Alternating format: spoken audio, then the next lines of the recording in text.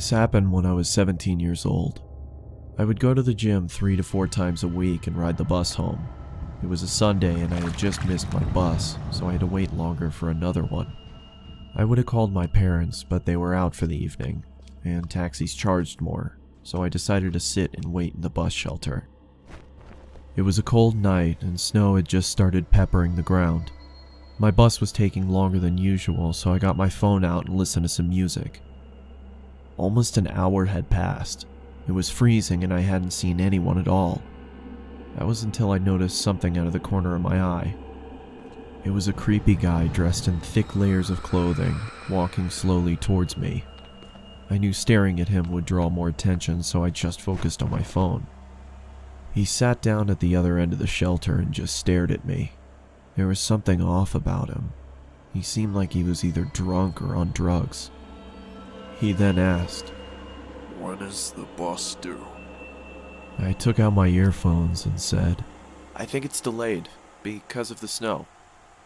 He stared at me for a while, then started mumbling to himself.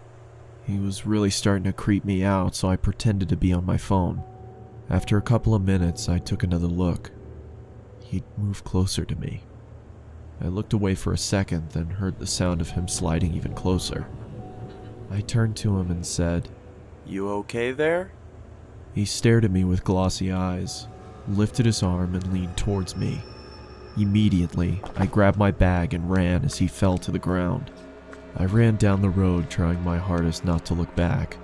I kept going until I got to the next bus stop. I turned around to check to see if he was there. He was gone, so I went to sit down. Feeling relieved, I rested my head on the back of the glass and waited for the bus.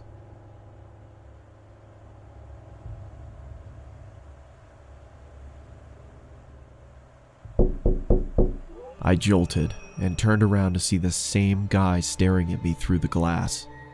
What the hell is wrong with you? Then he started walking around the shelter towards me.